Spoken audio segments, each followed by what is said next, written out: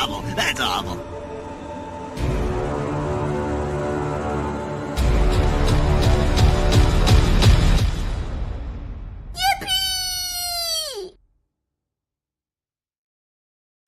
What's up, everyone? Welcome back to Align of the Stars. I wasn't expecting to be here today. That's all I got to say about that. Ken's here, but also say hi, guys. Hello. Also a Todd. Also an Ian. Yeah, and Ken is around. Yeah, that's awesome. Welcome, everybody. I wasn't expecting the two of you guys to be here. It's like 1 o'clock in the morning, but it is also Todd, so I'm not surprised. Yeah. And my headphones broke before the stream, so yeah, I'm just over the sound, like I'm just in the air. So if there's an echo, I do apologize. What's up, Don? I'm not quite sure how to help you with Oh my God. Look at this guy. What's up, Donnie? Holy crap. Yo. Donnie? Hey, Donnie. Welcome. Trent's here. I said I saw you there. I saw Don. Howdy, Trent. Keith. What's up, Steven? Good early morning.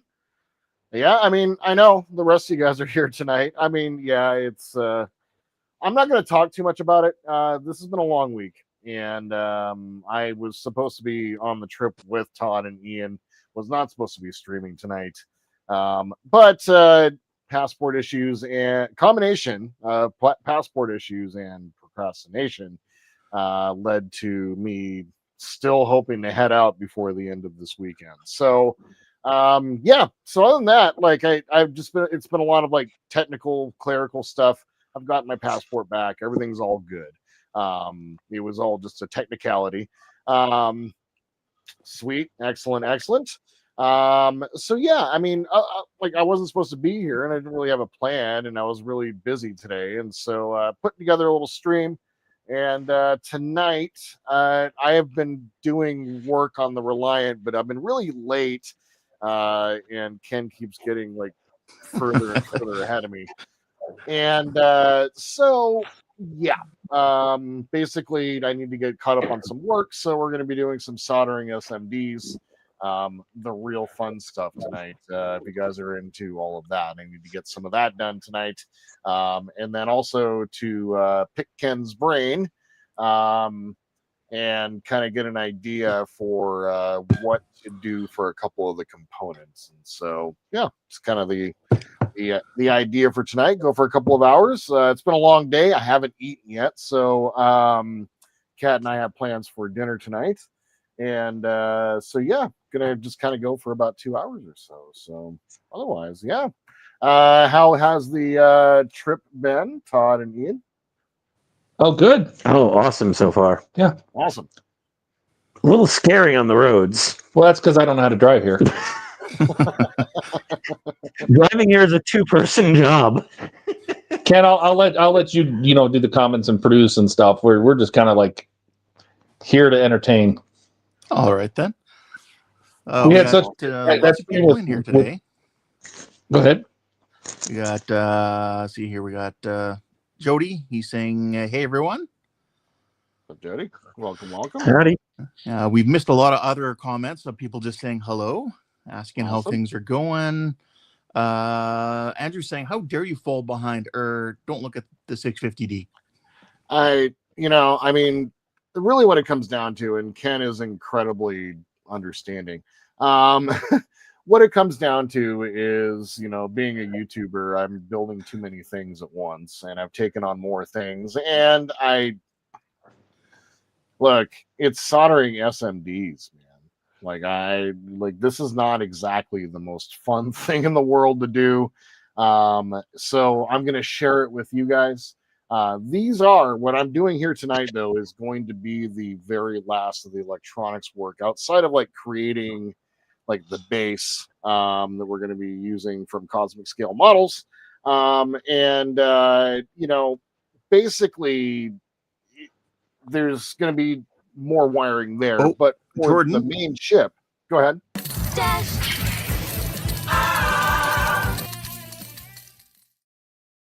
You've been dashed. Howard, thank you. Amazing. I have been dashed. Before we get building, though, I have a little bit of a special announcement, I guess. So I was supposed to be there in Wayne's studio, and also, how was that, guys? Was that pretty awesome being on the stream with like Wayne? That, you know what? I think that was one of his best videos. And not because we were in it. Like, even Esther said it. Rebecca was watching. She said it. Tony was watching. She loved it. Just the fact that it was just fun and carefree, and it was a lot of fun. And I did send you a video. So if you want to play it as part of, this fun announcement. We all kept it. This is the first one, by the way. The one he put in. He accidentally he uploaded the wrong one to the live stream. The audio. So it didn't have any of the music in it. Oh, this one's the fixed one. Yeah. And refixed. Refixed, yes. And I see we have a few new viewers from the UK now. Oh, which is awesome. Excellent. Doesn't surprise me. Yep. Awesome. Guys, welcome. All right, so it's going to be where in my media assets, right? Yeah, it's under videos. Yeah. Where are you? This is what we played on the stream. Yes. Here it is.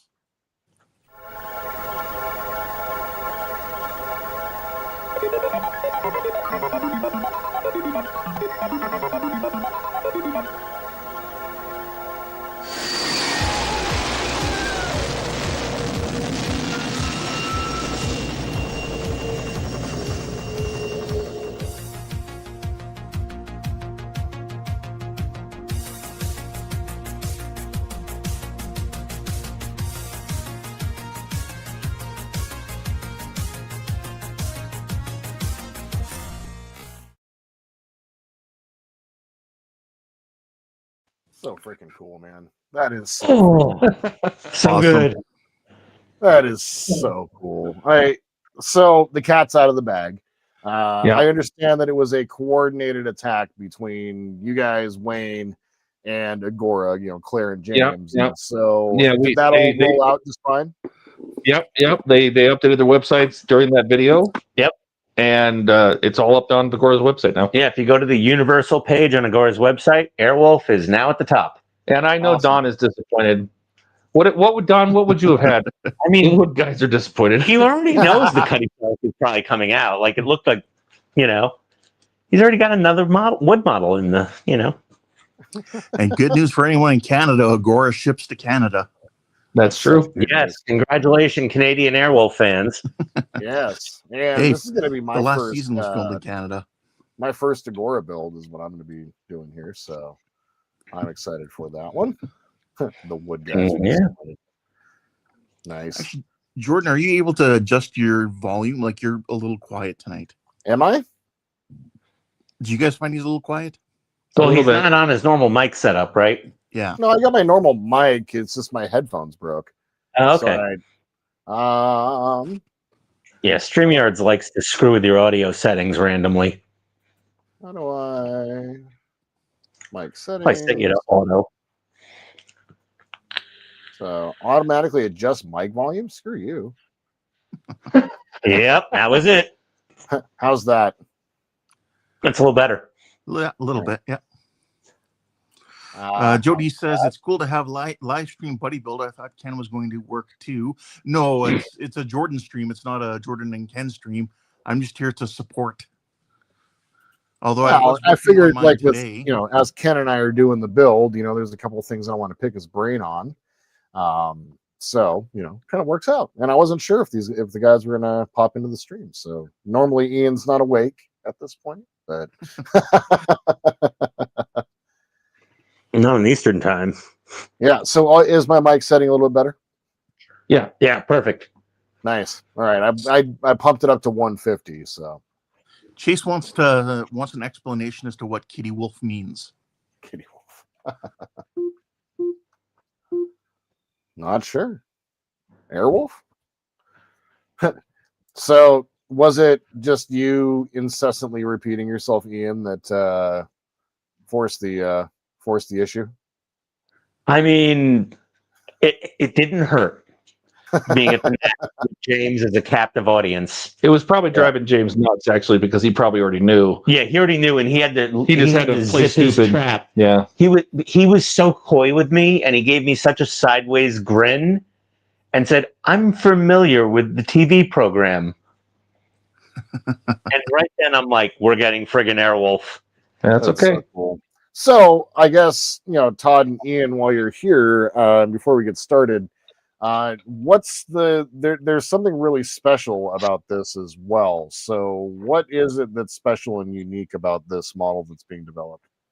Yeah, this is the first time that the model builder is going to the community first to get all the input on what it should be made of, how big should it be, what scale should it be, what kind of features should it have, all of those things. They want the community to be, be involved from the entire design process all the way through production. But they wanted it filtered through a select number of enthusiast builders. Me and Wayne are supposed to be like the ambassadors, kind of. Yeah. Where basically we'll through our different channels we'll be able to collect data and provide updates, and Wayne wants to do like a whole documentary series on it, on like how the process works, like from the CAD designs to the planning to parts and material lists to how the steps are put together on the order of like how you build it, all of it from beginning to end, so you can see how the whole process works. Yeah. So we'll be interfacing with the factory people, the CAD designers, the Agora instruction people, Yeah. Steve, right? Yeah. Every level of it, James, Liam, Claire, it will be involved in.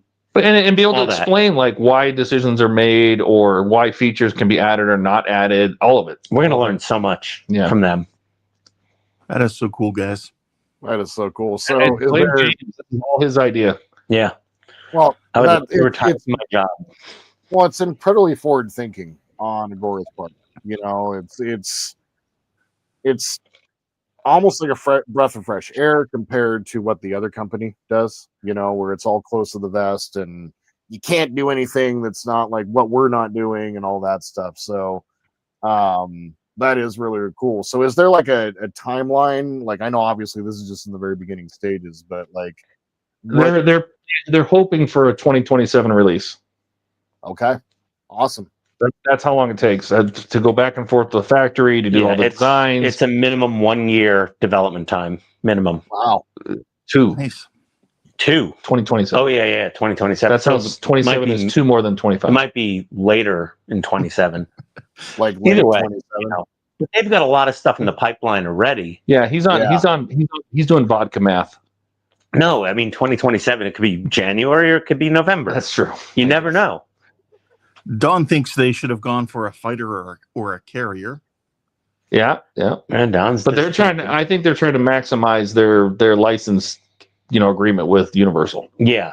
That That's a makes new license, so they want to squeeze it for all the juice. Do Very it while cool. you can. Where it's probably easier to get a license to do a fighter jet or, a ship, a ship of some sort.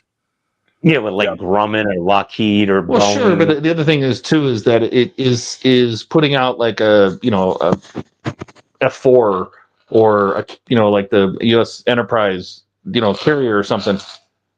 Is that going to have a big enough draw for the people that build? You think about the people at the age groups of people that build part works. They're typically 40 plus. They're typically male. Things like that. This is like right in the wheelhouse of most of those people because it's that 80s iconic thing. But they just say, okay, we'll put out the Enterprise. That's a totally different group. Now you're in the militaries, right? And the military fans are different, and they have a different expectation, and they've never been in part works maybe before. I don't know. But at the IPMS Nats, there's a lot of military guys, and some of them were asking about Airwolf. Dash. Just reading the comments. What did he say? Okay, Jody says, I thought Ian was going to jizz in his pants when they said it.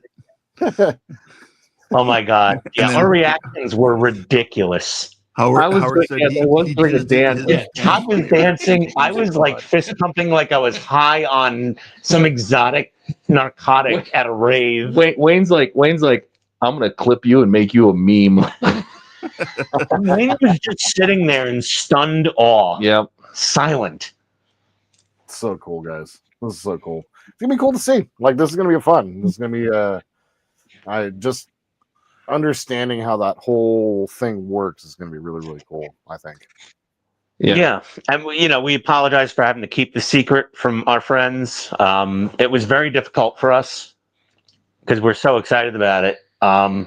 Luckily, we didn't have to keep it bottled up too long. No, I've known for a little bit of time. I did tell Jordan, Yes. Okay.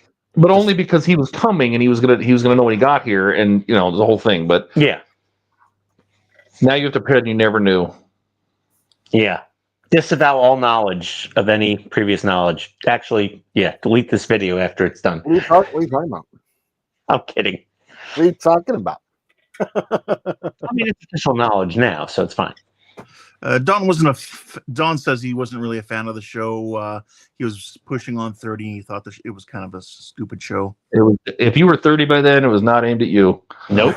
It was aimed at the kids watching Knight Rider, but wanted the flying version. And so is Street Hawk with the motorcycle. Howard's And asking, Michael you guys are going to see them at Telford, Agora models? Yep, on Saturday. Nice. Oh God, Jody. God, disgusting. Well, that's what Ian said on the stream. I told him, don't ever say that again. Well, creamy sausage gravy. Yeah. it's Wayne's fault. Yeah. Well, Oh God. All right. So to get you back can't to make it, you can't make Don happy. yeah, Yeah, he says Knight Rider sucked too. yeah, it. You missed that age, Don. But Yeah. for me with Knight Rider, I was like 5 to like it premiered when I was literally less than a week old, right? So Knight Rider and I are basically the same age. Does that just mean Don's too old? Dude, sorry, Don, but yeah. I didn't say it at least. Airwolf was something that was my dad, he watched it because he was super into helicopters and stuff. So it was on in the house, but I can tell you that having gone back and watched it, oh, it's bad. Oh, the acting is terrible. It's awful. Yeah. But the helicopter's still cool, so It holds up better than A-Team. Yeah, A-Team is a really low bar. Really, really. It holds low up better than bar. Knight Rider. Knight Rider. Okay, there are some good episodes of Knight Rider, like the Goliath episodes. The acting isn't super campy. There's actually high stakes. It's shot well. The music's good. Stuff like that. There's not one single episode of Airwolf that's okay, I can at least watch that. It's just not. It got worse in the last season there when it was filming in Canada and using a lot Oh of God, yeah. We don't count 4. We don't count season 4. Yes, Jody. Don's not old. Jordan is just young. I will always take that compliment. Thank you very much. Howard's asking, are you still pressing them for other models? oh yeah, when I talk to him, I'll wait till I get my hands on him on Saturday. Oh boy. Yeah, Todd never had James in a captive audience. Oh yeah. He's stuck Tell behind him that. us Canadians just want to see more stuff out. Stuff I'd love to see them bring that at what is it, F-15? F-14? 14. I'd like to see them re-release that F-14, that 132 scale. motorized wings. Yep, with the folding wings and the display base is a carrier deck with the blast shields up. Mhm. Oh, yes. Yeah, I would. That's something I would love to see. I know that. Yeah, You're so a I'm big fan. gonna push them for that. See if they can bring that one back to life because that was an old Hachette build. But If it there looks was great. an F-15, I'd go for an F-15 too. They're both great aircraft. Yep. Yeah, I was nerd correcting Todd at the Air Museum today. Okay. All right. Well, and real quick, Howard, yes, MacGyver actually still holds up. It's pretty good. You know, I Dean watched MacGyver. It does. It's actually Yeah. still not bad to watch. Richard Dean Anderson is a good actor. There's no camp in it. There's kind of some camp, but it's not too bad. Yeah, he was good in Stargate. Oh, he was fantastic in Stargate. Yeah. He made that show. Straight up. He made that Yeah. show. What's Stargate? Stargate SG-1, the TV series What's that? for Stargate. What's that?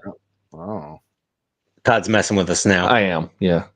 you, I was like, you son of a bitch. Don says, "See, I would buy that." I guess when we were talking about the F-14 Hey, See, on the carrier deck with the glass I will shields. tell them that Don says so, Yep. and make them bring out. So if the F-14 comes out, it's all because of Don. And you have for sure at least one sale in Canada, which doesn't mean That's a whole right. lot. You have one full sale One Yep. sale. and like 5 comps to YouTubers. They give away 5 and sell 2. Not a good business strategy. people will buy that. You know, people will buy that. Oh yeah. I mean, they really should have done it when Top Gun Maverick came out. 100%. Yep, I Like, agree. it would have popped off the friggin' Sure. website. It's here. Thank you. I've been waiting for a shirt that came from China. It's taken a long time, so I'm glad it's here. Cheetah? What's on it? China? Is it a Hawaiian shirt? Nope. Is What's it wrong? a Lining the Stars shirt? Is it a shirt for you? Yeah, it's a shirt for me. Does it have breastfeeding holes?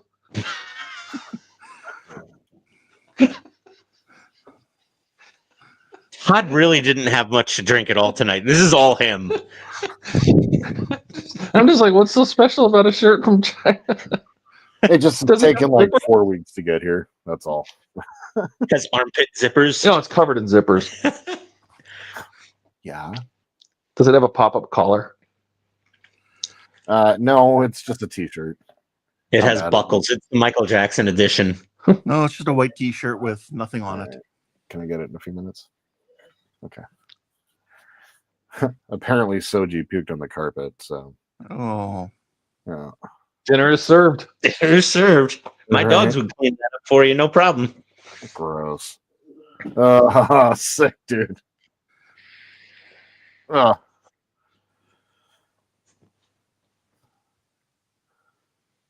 All right. and again, Don's agreeing. Not everyone's into TV and movie items. Sure. Yeah, to each his own. Well, that's why they put out stuff like the F-14s and the, things like that. The fancy sports cars. And there's so much stuff that has never come to the U.S. The Tiger II, Tiger 2 wouldn't sell. the King Tiger. None of the German tanks would sell. There was a couple others. There's trucks and there's tanks and there's all sorts of stuff that just never. It was in Japan, but never came here. Unless it's a Japanese tank, I don't think. Yeah. I think Chase thinks your cat must have seen the new shirt. That's why Soji threw up. Oh God. No, it's just what she does. She throws up.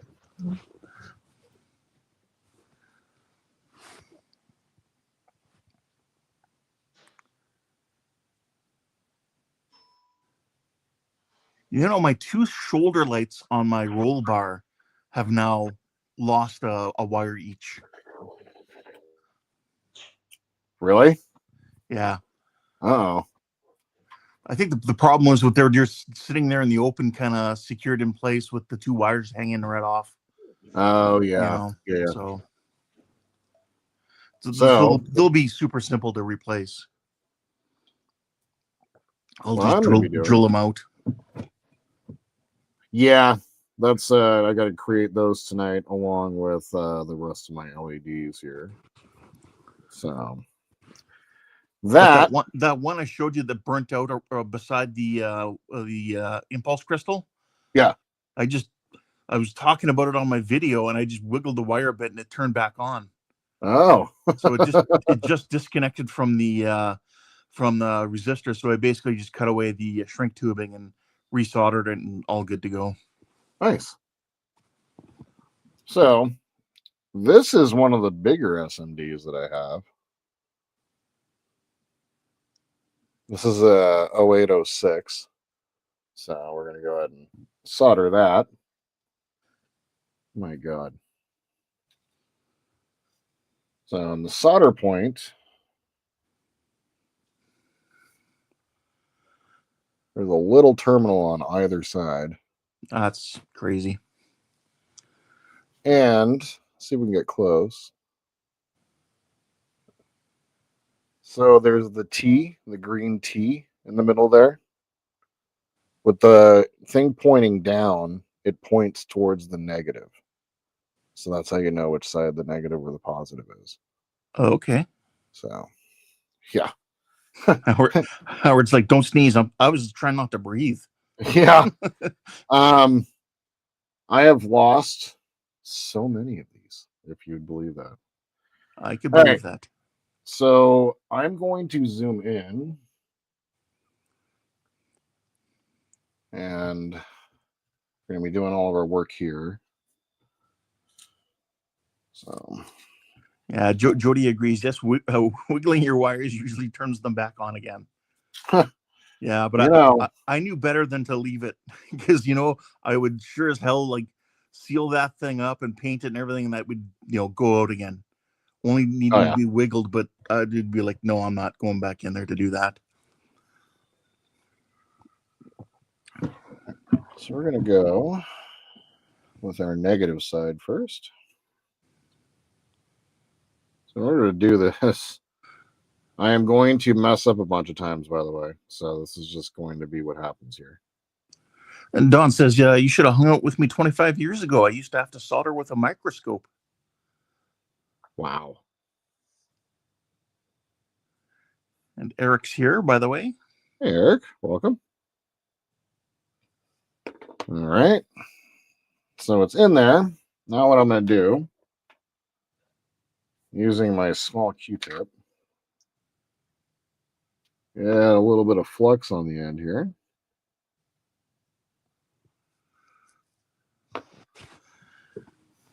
Andrew says you'll need macro lenses to see that. Mm-hmm. And Don's asking, what? No OmniFixo? For this, I need to be able to grab it, and it doesn't. The OmniFixo doesn't quite grab the SMDs, so I put it in the clamp, and it works much better, I find. So what I'm going to do here, you have to be careful. You want to overheat the chip, but get it hot. I agree with you, Andrew. Andrew says there are these things called pre-wired SMDs. Yes, there are pre-wired SMDs. That is correct. What are you wiping on me? Cat puke?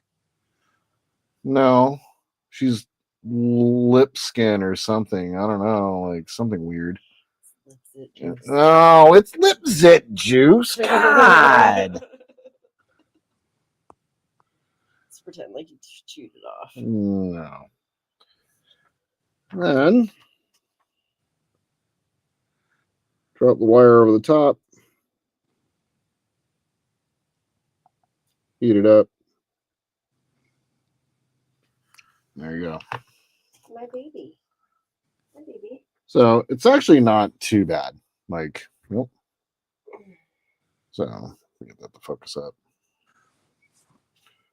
Howard says, I bought one of those microscopes to solder with. Somebody wanted to pick that up.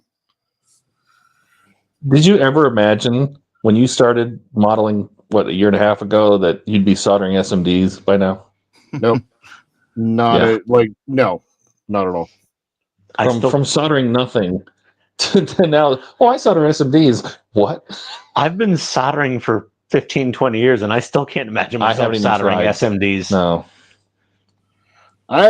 It's something that I've been wanting to learn how to do, because this pack that you recommended, Todd. So what this is it's 0402s, 0603s, 0805s, and 1206s.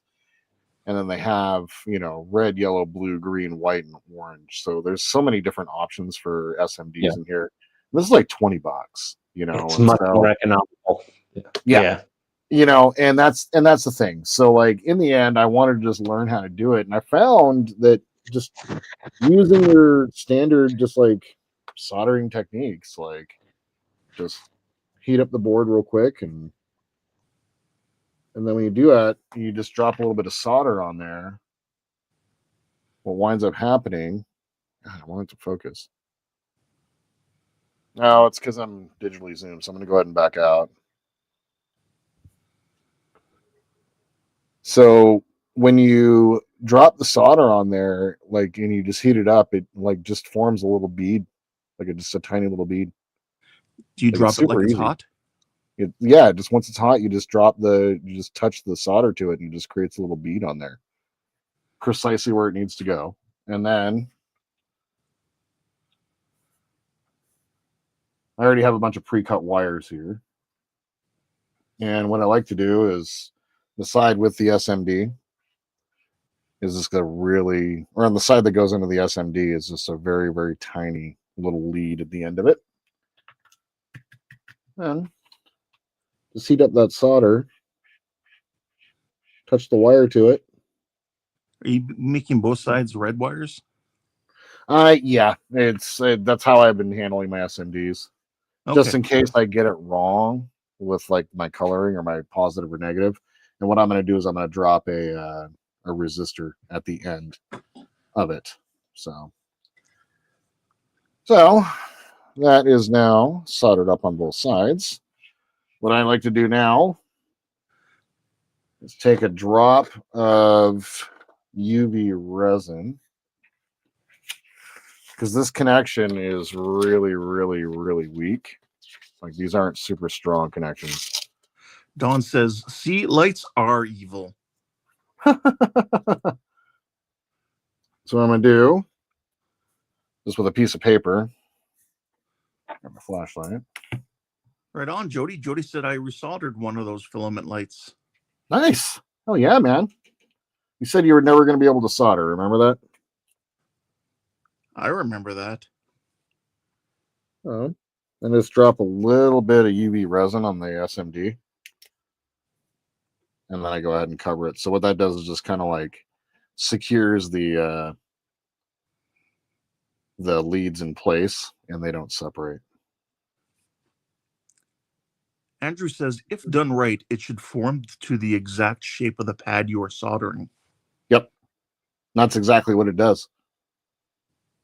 And I find that using just a little bit of the flux really, really helps. Like, that's the thing that I've that was kind of like the last part of like my ability to solder and everything like that, like, is using the flux. Flux really makes a huge difference when it comes to soldering.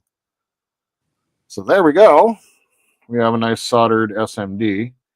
I will go through after we do a couple more of these. I think I'm just going to be doing two oranges. So we'll do two of these, and then we'll go ahead and drop a resistor on the end of it. After we find out if I was correct on my sides. So anyway, let's do that again. So when the SMDs come in these little coils, and you just expose the right there, or the chip, and drop it out. So freaking small. And this is like the third biggest in there. Don't quite need to use 0402s for this, although I have soldered a few of them for it. So those 603s and 0805s are much easier, I've found. Into the flux. Howard says 24 volts, go for it. Are you taking the Buck class of good advice? I do have my power supply all ready to go as well. So now, I guess a question for you, Todd. When it comes to like orange SMDs or orange LEDs, should I treat it as like a red with the forward voltage? Because they're similar color temperature. Yep. Okay. Yeah. Same 2 and at 2.2 Max. Okay. So you want to use like are you doing 5 volts into a 3 volt LED or 5 volt power? Yep. Yeah, it's like a 330. 330. Okay. Yeah. Donnie says, now you can solder SMDs too, Don. I still can't. No, I don't. I haven't even tried. I've never even attempted it. Yeah, I don't think I'd want to try. I mean, it's impressive. I'm impressed he's doing it. It's fantastic. But I'm like, I'll just waste a little extra money. Hey man, you know, like it's so much easier to store. I can say that. Like it's No, there's a lot of valid points for doing that. Like, and showing it to people is really valuable as well. well, that was kind of what I was looking for tonight, is like be able to show this. And this is not like super fun, easy work, and so why not do it on stream with everybody? Andrew says, now you can solder the addressable SMDs that have 4 pads on them. Oy vey. Yes, I can. Oh my. Oh my. Oh my. Yeah, and I just love how it creates that little bead on there. Like I encourage you guys to try. Like this is a lot easier than you think it is. Oh my. Oh my. What I have found though is do not drink a bunch of caffeine before doing this. So like when I try to do this in the morning, I can't. Like I'm all drinking coffee and everything, and I'm all like, I can't. So Don says, dude, when you want to step up and challenge someone who used to replace surface mounted microprocessors, I'm game. Oof.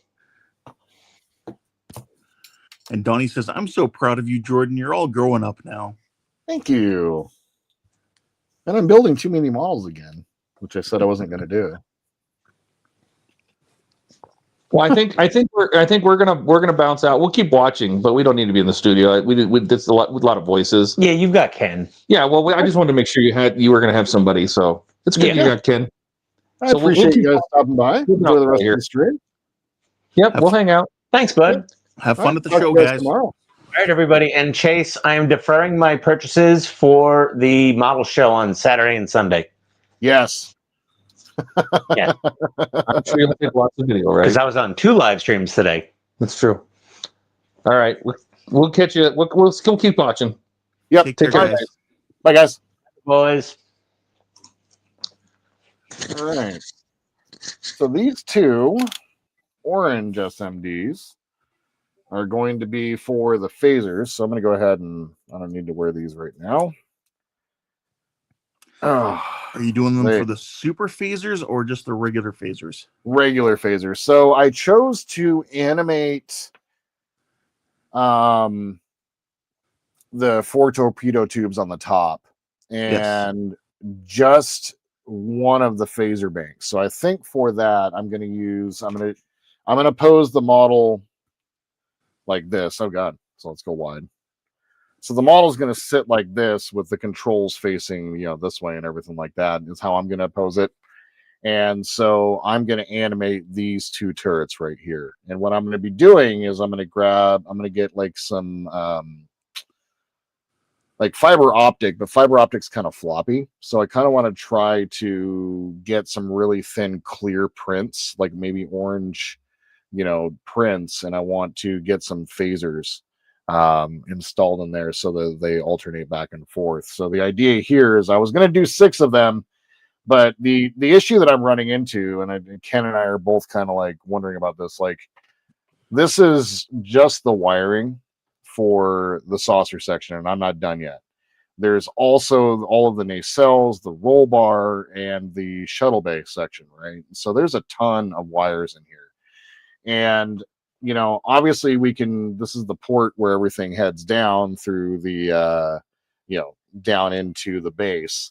This is going to get widened out, but you can only widen it out so far, and so I've had to kind of like think about it, like how many lights do I really want to try to put in here? I'm going to count the amount of LEDs, but I can tell you right now, the amount of LEDs in this build Ken and I have done is almost approaching 100. Several different styles of LEDs and all sorts of stuff. So this has been really cool, but it's challenging. And the thing that I have to be conscious of is like how much, because I'm not going to put the controller inside the model. Like the controller is going to be inside the base in case there's a problem. The Arduino should stay in the base. And so, I had to be kind of conscious about how many wires I'm going to actually be able to put down. So like all of this is going to get combined. We're going to be putting JSTs onto the end of these. Or at least what I'm going to be doing is I'm going to be putting JSTs on there so that the matching stuff on the top of the saucer can connect to the bottom, and then it pigtails down into the lower part. Ken is working, at least last week when we were doing this, we were talking about it. Ken was already kind of working on getting his wiring and all of his wiring harness for his nacelles and roll bar put in place. So, there's a ton of wires in here. And so trying to be conscious of it. So all of that to say that the plan was to do all of my phasers being animated, but I have both my top and bottom saucer are wired together now. What's that? My top and bottom saucer are wired together. Oh. So like all the commons are wired together, and all the, navigation lights are wired together, that sort of thing. Awesome, man. Yep. And as for me, I'm just doing the super phasers. I'm using 3mm LEDs, and I'm just running a fiber optic filament through a hole that I drilled through it, and I'll just drill a hole in the 3mm LED and mount the filament into the LED itself. Okay. Yeah. All right. So I did get all that right. So I believe this should also be the positive here. So I'm just testing to make sure. I did lower my voltage on my power supply down to the proper forward voltage, which is about 2.3 volts. And got them backwards. Now we just need to grab our resistors and get these all resisted up. Yep, there we go. Nice and bright orange. Excellent. So I always do my resistors on the ends of my positives. You can do them on either or. It doesn't really matter. So that's generally where you'll find them on the pre-wired SMDs. Yeah, exactly. And that's kind of like resistors I've always just kind of done in line. Like I don't know why. It's just in on the positives. So oh God. Try to find all my resistors here. 3.2. Like I bought one of those box sets that Todd recommended, but I was going through so many. Yeah, I was going through so many of the same strength resistor that I actually had to like buy extra bags. Yeah, I bought like an additional bag of quarter watt because that's the one that I wind up using the most. If you use white LEDs, you're going to use quarter watt resistors, and so yeah. Man, this place is a mess. All right, so to do my testing, I'm going to go ahead and connect my power supply to the resistor and just make sure that I got the proper resistor put in place. Oh, no, Jordan, you dumbass. Jeez Louise.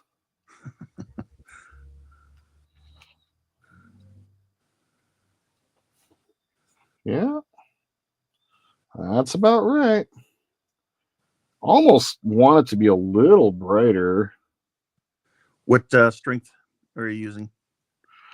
2.2 here. Oh, okay. So I might drop down a little bit here. I think for the phasers, I went with like 150s or 200s 180s. or 220s. Yeah. Something like that. Was that a 3? Is that what I was using? A 3? Oh. Yeah, I was using a 3. Oops. Because I figure the phaser, it should be bright, right? Yeah, and that's kind of my beam of thought light. too. And it's not going to be lit all the time. No, exactly. I want to keep the voltage right, though. I don't want to pop it at some point. That's a quarter watt. A little dim. Okay. A little lighter than that.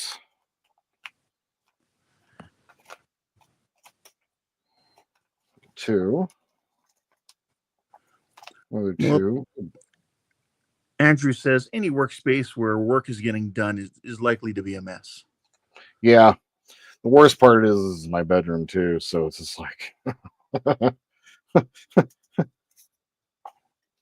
least I'm not sleeping with my roommate of laundry that I did was like for like the last couple days. I've done that once. Oh, dude. I was like so tired and I was doing laundry, brought it upstairs, laid it on the bed, and was like, okay, I gotta fold this now, but I'm just gonna lay down for a minute. And then I woke up like the next morning. I've done slept with a whole pile of laundry. I did it for 3 days. Nice. There it is. That's my resistor. So I went with it. Actually, the first one I did was a 30. Yeah. 3. This is a 22, so this is pretty good. I'm happy with that. All right. So now that I know, Donnie wants to know what voltage you're running it on. 5. We're running on 5. Actually, I hadn't adjusted my voltage. Good call, Donnie. Thank you. Good call. Don agrees. He said, I will agree either way that Andrew, same as having a large workspace, it just means you can have more crap on it. Yes, that is correct. Yes. All right. So I went ahead and pumped it back up to 5 volts, went back to the 3. Thank you, Donnie. That's actually fantastic.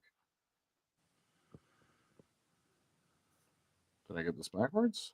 Oops.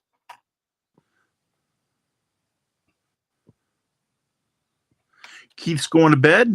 He says, night all. Thanks for coming. You take care. Oh, and Keith, I got your stickers. Thank you very much. Oh, Keith, I also got your stickers. Thank you very much.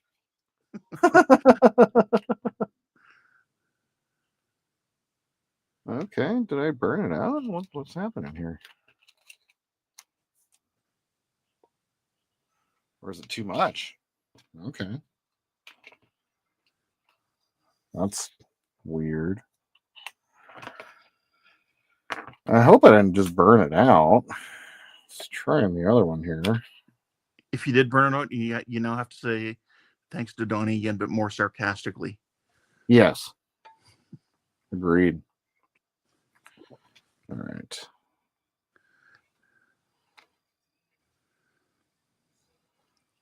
It's active. Is it too much? Buck's here. Buck says 24 volts. Buck with the excellent advice. Yes, thank you, Buck. What am I special?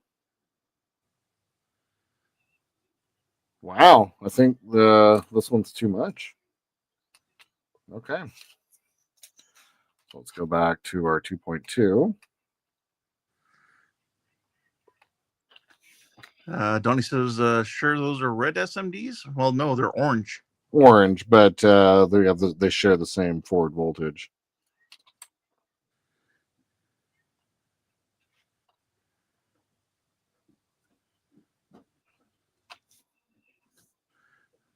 There it is.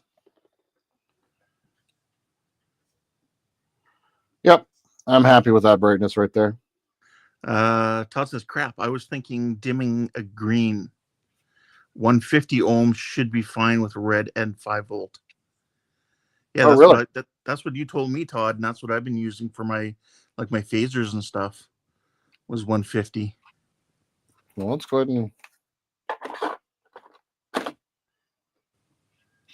give that a try. Oh, there you go. Yeah. Yeah. Nice and bright for a short burst. Yeah, perfect.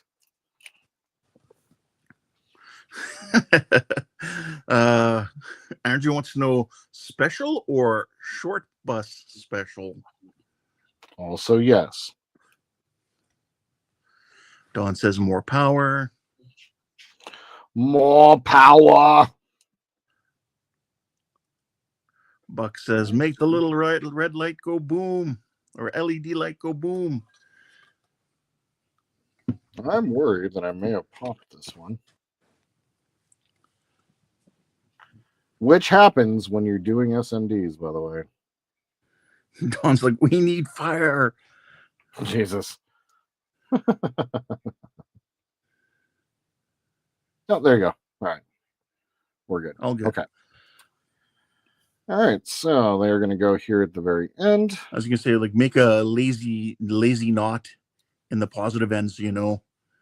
Like, not a tight one, just a lazy knot. I'm just or doing something. that. I'm just going to crimp it. Oh, there you go then. Yep. Or put some marker Good on idea. it, or... Yeah. All right. So now, let's go and grab a couple of these, get our power supply up and out of the way.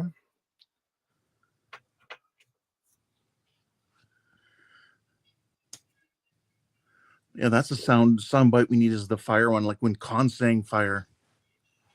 Yeah. Fire. Okay. These two. Don says, I bet you can't put enough voltage through one to make it explode. You know, I bet you I can't. I protest. I am not a merry man. Correct. All right. So let's go ahead and solder our. Yep. Let me go ahead and drop this into the flux. Who gives a flux? Am I right? Yours is just in a jar as well, your flux? Yep. Yeah, I've been applying it with a toothpick. Yeah, I usually just I use a toothpick, or I'll just dip it directly into the just directly into it. Yeah. So but yeah, the flux is like the thing that has really changed everything for me. It lets me know when everything's hot enough. Buck says, I double dog dare you to make one explode, or are you yellow? I'm yellow. 100% yellow. It's called jaundice.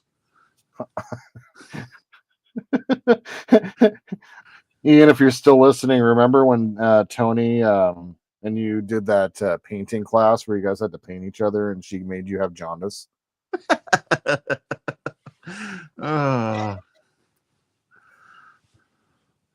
Donnie says, I have faith in you, Jordan. You can do it. Just turn the little knob on the power supply. You know, I might have one I could do that to. I have one I think I could do that to. Not these ones, but I have one I could do that to. All right, fine. You sadist. So, just going to go ahead and put a little wire extension on the end here. You can read Buck's comment there on screen. They did a tainting class? How odd. Yeah, I know. They were using what we like to call taint paint. Use your imagination.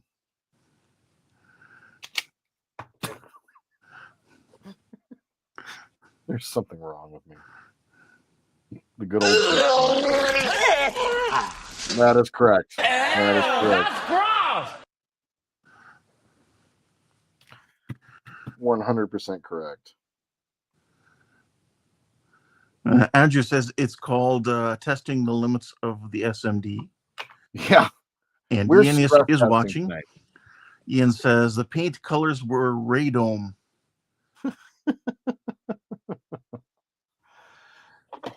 And Trent agrees, ew, that's gross. Jody says, tainted love. Whoa, tainted love. That's right.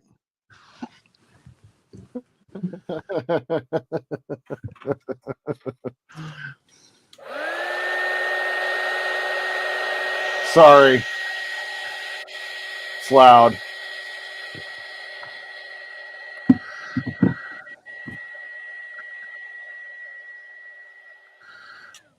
Oh, he meant, sorry, he said random. Although technically, yeah, he did. I read radome because I just saw RA and then dome. He typed random Oh, or random. It was random paint. yeah. She made you look like you had jaundice, Ian. That's right. All right. So that one's done. Beautiful. And we can actually like try to install it. And then just burn it in on the model. Oh yeah, no, I probably shouldn't do that. I need to burn them in overnight. Good point. Thanks, Ken. Just saying. Yeah, no, you're not wrong. You're not wrong. See, I don't have a problem replacing my ones without burning them in for the two end ones on my roll bar, because again, if they burn out, it's super simple. Yeah, just drill it out and stick a new one in. She said. Yes, it is.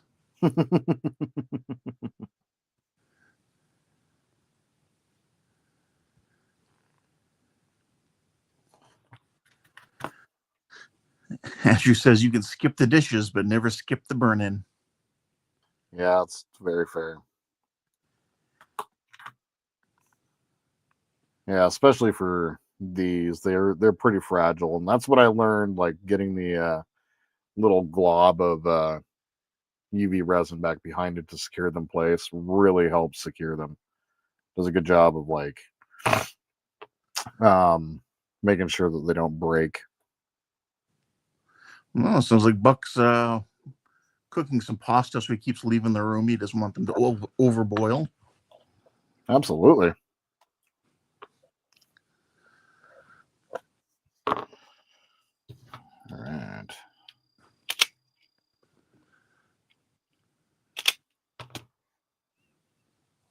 There we are. And then we'll move on to some white ones. I think. Maybe do we need to do? No, we should do red while we're on this color scheme. Yeah, I had a quick. I put two quick joke clips in my last video. Did you? Yeah, so I was reaching with my cutters, my sprue cutters, to cut one of the wires off to like down deep inside. And as soon as I cut it, as soon as I reached down in there, I with my tweezers, that's what it was, to grab the wire. As soon as I reached in there, I grabbed the tweezers. I have the board game operation pop up with the guy's nose lighting up. Nice. And then as soon as I cut the wire, I have it quickly cut to Peter when he's in the bomb squad and he cuts the wrong wire on the bomb and it blows up. But it's like super quick. Nice. I love it.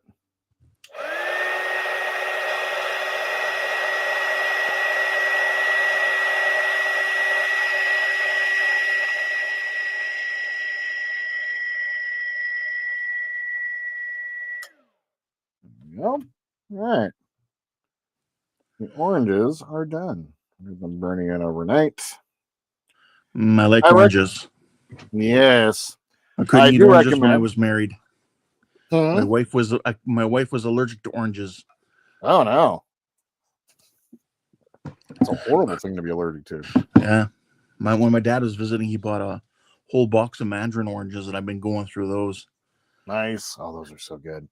You guys can't get them in the States, though? Is that correct? Yeah. Yeah. Oh, you can? Yeah. Oh, okay. Yeah. My dad was saying you couldn't. And so I was like, oh, okay. The mandarins? Yeah. We get them out here. Okay. Yeah, we have some of them in the kitchen. Yeah, they're great. About a whole four-pound box of them. I'm just going through them like crazy. Jeez Louise. Oh, yeah. They're so small, you can eat two at once. Oh, I know. And then your hands smell really good afterwards for a while. Yep.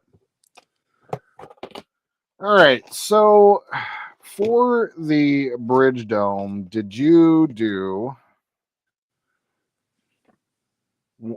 Is it SMDs on? Is it like all three light? Yep. Oh, they're all red. Yep, they're all three on each window set of 0402s. Drilled in just back from there, and you got to watch how it goes in so it's facing forward. Yeah. All right. So Three you got 9 of those. Well, I Oh. mean, you don't have to. I mean, you could just put one light source in there, and that would probably work too.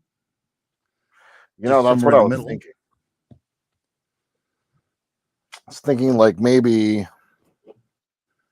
But when you look at the picture, like on the thumbnail and stuff, it really does look like it's 3 individual lights on each window set.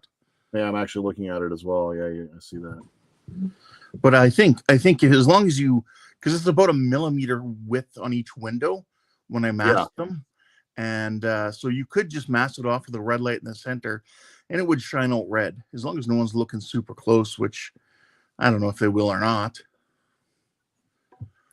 I think I might just do that. I might put a single red LED inside.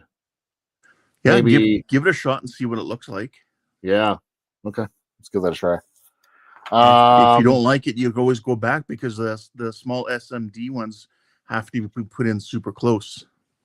So true. Okay. Andrew says it'll look super close.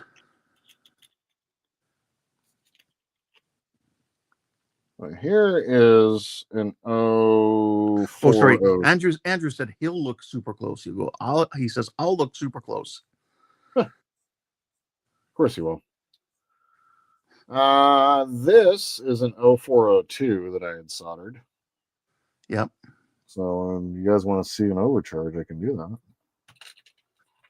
Just need to figure out which is which. Just make sure it's facing the camera. Huh? Make sure it's facing up towards the camera. Oh yeah. No, I'm going to lower my voltage real quick so I can test out to make sure I got the right side. Just which is positive, which is negative.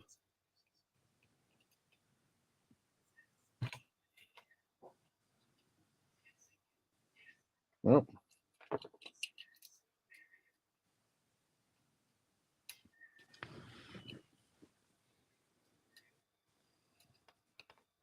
Or did I already burn this one out? Oh, if the voltage is so low. I turned it. Oh, God. Oh. Very sensitive. Yeah, my power supply is the adjustment knobs are. I'm still learning how to use.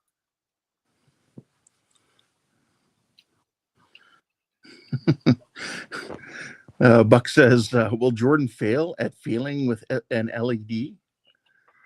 Probably. Okay. Here we go.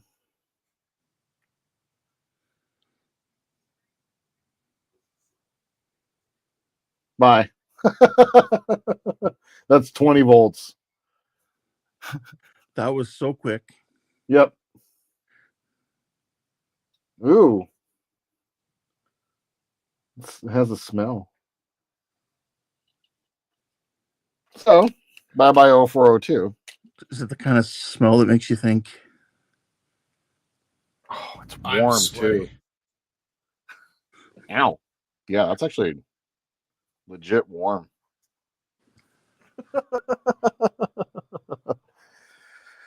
All right. So for that, let's go ahead and try. Let's grab a red 3mm. Or should I do a red 5mm? What do you think? I think either or would work. A 5 put out as more light than a 3? That I couldn't tell you. I guess in theory it doesn't matter, so I'm just going to use a 3. It's a smaller hole, am I right? So I like to use the Chanson LEDs. That's the same ones I use. Oh, pink. Go for pink, buddy. Huh? Go for pink. Pink? Yeah. It's not really Con's ship. It's Con's ship. Con. It's his half brother that they don't really talk about. Connie.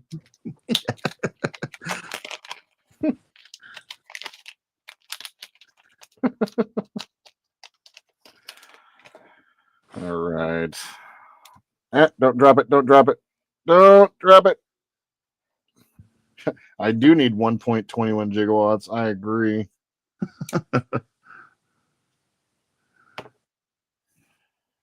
All right. Oh, Jordan, did you see the new Voyager game? I put a link down in Off Topic. Oh, I've known about that bad boy for a long time, my friend. Yeah, looks interesting. It's basically it's a what if for Voyager. So you show up and they're like you can interact with the crew, but it's more like FTL or something like that. Mhm. Where like you have to unlock portions of the ship and you have to like fix the ship when you run across things, but it's basically a what if. So you get to basically approach the Delta Quadrant mission and you can come home early, die sooner, like all of Yeah. those things. So it's super fascinating, actually. Because that video I posted has like somebody's doing gameplay? like a half-hour playthrough or whatever. Nice. And it definitely does not have any voice acting or anything yet, but Nope. it'd be nice when they do get it. Yep. Actually I don't think there's going to be voice acting. Like it's not like you can see the avatars of the characters, but you're kind of like it's almost like The Sims where you're in control of them. So it's fascinating. Okay. Howard says half brother Fred Con. Yeah.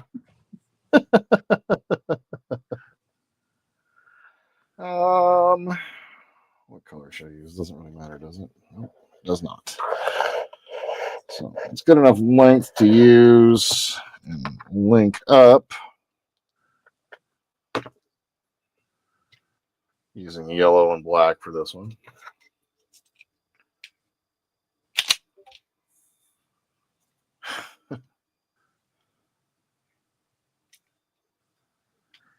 Probably have like I have my red lighting for that for the bridge just connected to the main general lighting. Do you? I'm not worried about it coming on separate. Yeah, exactly. Because there's just so many other things we have in there that I don't think, until we have the 350 or something, then I'd worry about lights coming on and off. Yep. Like in total phases. Yeah. I've eliminated that from the design. Like they're just all the different light segments are going to come on appropriately. Yeah.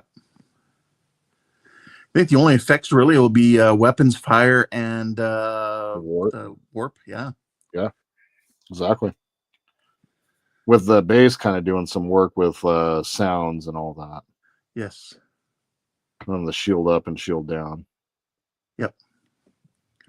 Which Donnie, if you're still here, or Jordan, we may need some more of those little light boxes, those little round ones. Oh yeah.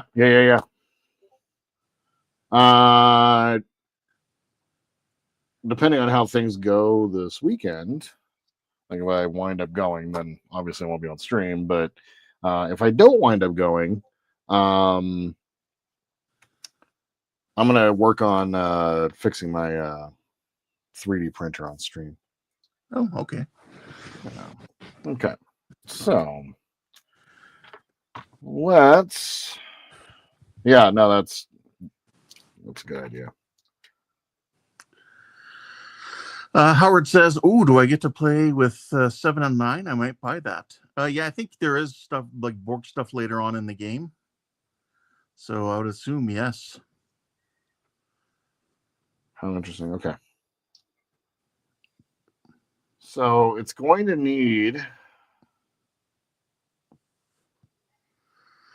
because you'll have to mask up each of those individual 3 windows, and then you'll have to light block the actual like bars in between each window. Yeah. But if I put it right here and I properly mask the spot, like with the paint going over the top and everything like that, that'll do a good job. That'll work.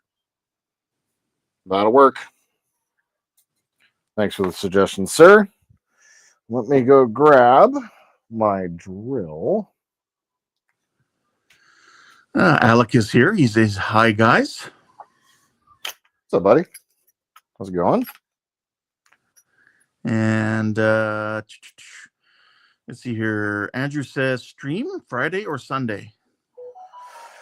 I mean, I don't have I'm not working, right? And so it all depends on if I'm able to actually fly out or not. So we'll see. We shall see. Buck's taken off. He must go food. You go food. Go food. Enjoy food. Yes.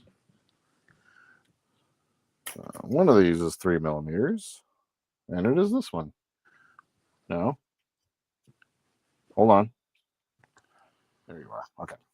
I also fixed my caliper so it's not tweaking out anymore. Nice. Was it just a battery issue? Battery, yeah. Oh. Yeah, I had to actually buy a bunch of LR44s for work, and so I actually had some. And when Fan Home sent me the batteries for Darth Vader, Eric, if you're still watching, in Pack 7, they're going to send you some LR44s for Darth Vader's belt controls. They give you 2, not 3. So pick yourself up an LR44. I was like, really? Come on. Jody's asking Andrew if he's still going to be taking Saturday off. All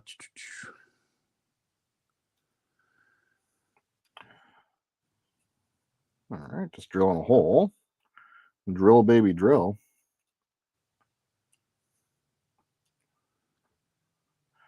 I do like cast resin because it drills and it cuts and it does stuff really easy. It's really soft for that. Yeah. And you used a piece of photo etch back here to light block, right? Yes, to light block between the front and the back, so that way you don't have the red lights coming through those lights in the back, or interfering with the strobe light on top. Okay. And the good thing about cutting out a slot for it was I could see how far my drill bit was going in, because it's the resin's so clear. Yeah. All right. Well, that'll work nicely. Yep. Beautiful. Okay, well, why don't we figure that out then? You used part of the photo etch set from the paragraphic set, right? Yeah, I just used the shuttle wall. The shuttle door, wall? I should say, yeah. Okay.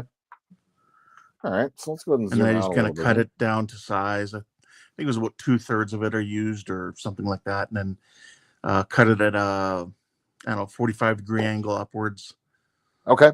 So that it narrows for the towards the top. Where's that photo etch? Well, there's some paragraphics right there. I know that. I think it's in the box. No, that's for the Falcon.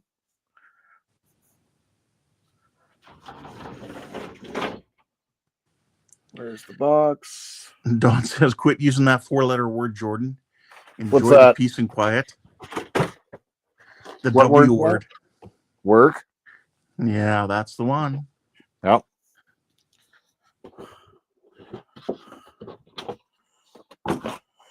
Wow. All the decals. Andrew says, "I'll be here at work when I should normally be live streaming." So it sounds like no stream for Andrew on Saturday. So, got the photo etch really to only use these 2 pieces. Yeah. Yep. So, if anybody wants any of this, just let me know. Minus one shuttle door. Minus one shuttle door. So you use one of these? Yep. Okay. Yep, that makes sense. That makes sense.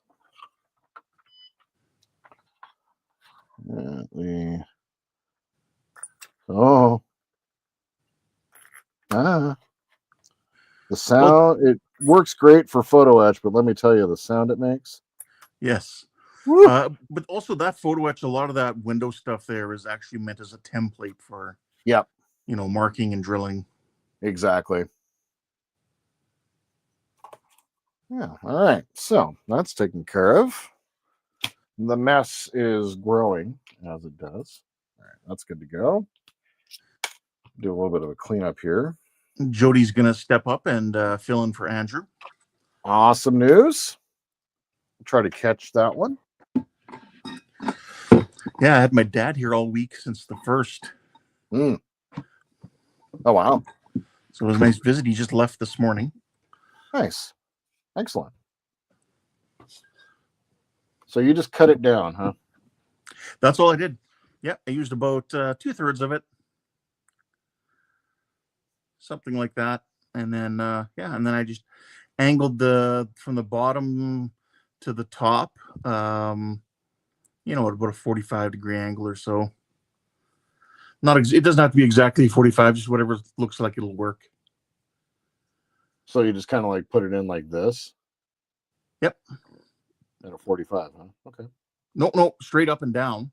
Straight up and down? 40, yeah, it goes in at a 90-degree angle. But the two sides, the end sides have to be cut at 45s because the top of the bridge tapers up. Will going up. And how much did you cut off the bottom? Off the bottom, I don't think much of anything came off the bottom. Okay. What'd you use to cut it? Did you use a photo etch cutting tool? I just scored it and then did the bendy thing. We just bend it back and forth a few times. What'd you use to score it? I think just my hobby knife, because okay. you don't have to score it deep, just enough that it bends. Okay. So we will put it right about here. Yeah, just as long as it sits front side of the strobe light.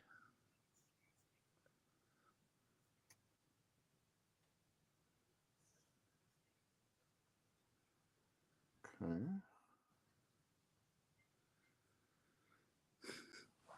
45, you say, right? Yeah, roughly. Okay. I didn't actually measure a 45. I just kind of guessed. And then as I was putting it in back and forth, I'd, sand off a little bit more here and there. Mm-hmm. So score it.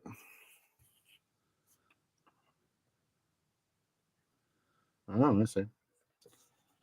So I might use my photo etch bending tool here.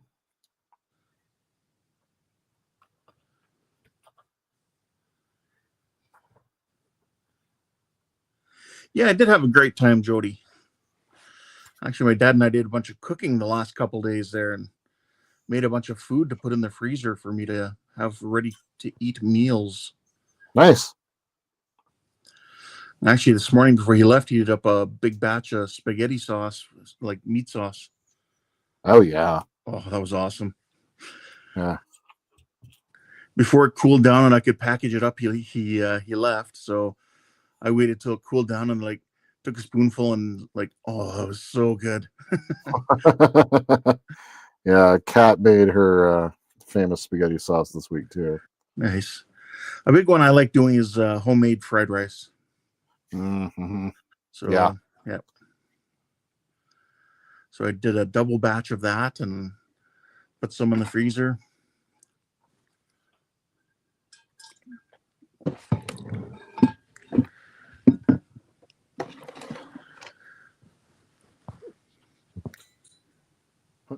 This is a little sharp, so I may start bleeding.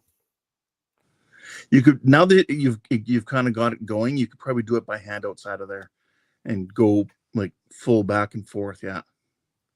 Yeah, there we go. And then just take a quick sand to it to kill some of the sharpness. Deburr it. Yeah.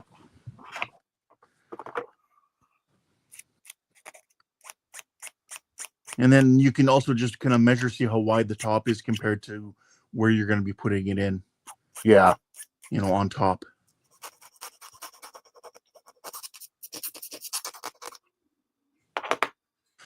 And then I did a test with it out and with it in, and it actually makes a huge difference.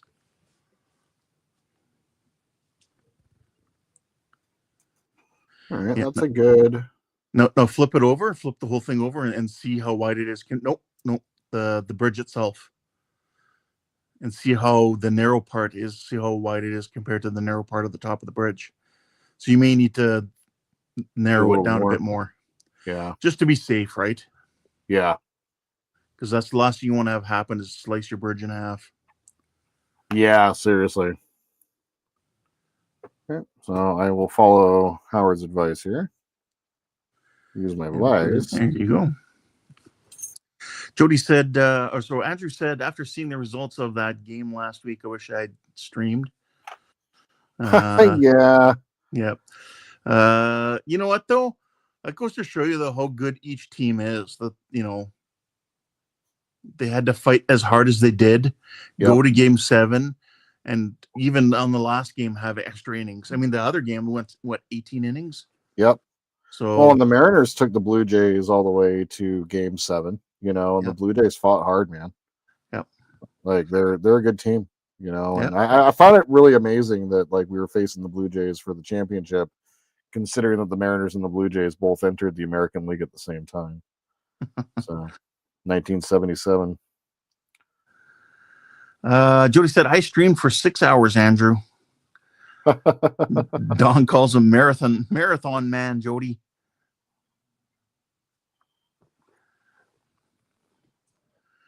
Andrew says, if I remember to bring my microphone to the office tomorrow, I might join at least by voice to the HTM stream from the office. Nice. Hey, that'd be cool.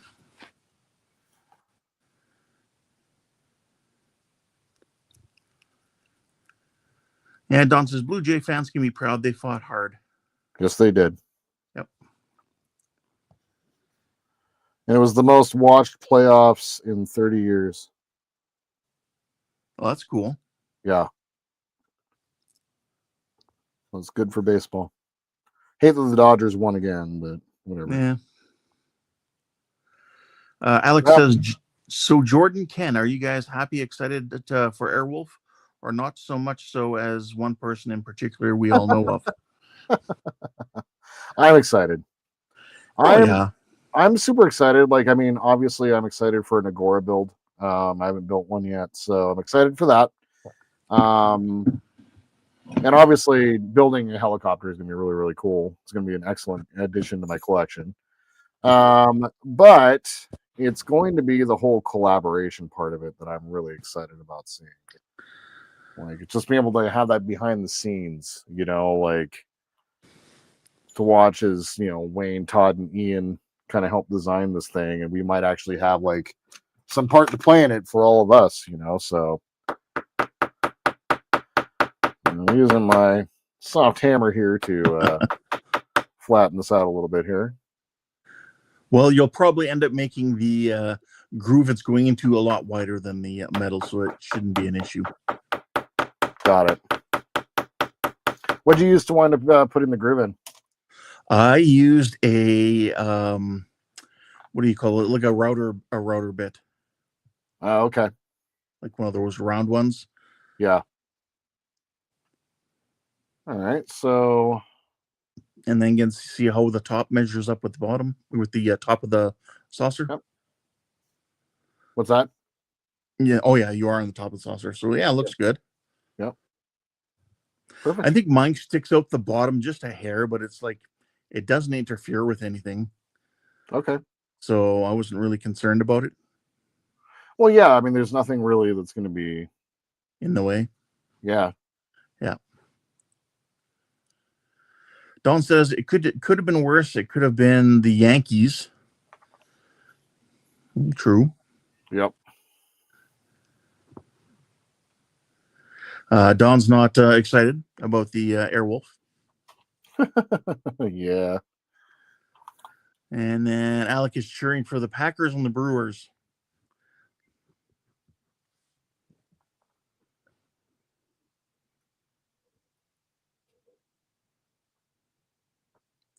And the good thing I found about using the router blade. Oh, talking to Kat. She's just asking how much longer I'm going. Okay. The good thing I found about using the router bit is I can sit there and watch through the side as it goes in and watch how deep it's going in. Right. No, that's a good point. I'm gonna have to do that. Probably off camera though, because I got my my Dremel is all the way in the closet and not hooked up. It was one of those things I had to kind of like choose to not leave hooked up all the time. I'm just scoring my line here real quick. Hello. Taking a risk. Alex is saying he says it looks cool, but he doesn't know if he would build it. Maybe if it doesn't have interchangeable armaments like the Apache, I can build an acrylic case and store it under one of my desks if I do get it. Would assume the guns will be interchangeable for being out or in. Mm-hmm. And I'm assuming the same with the rocket pod on the bottom.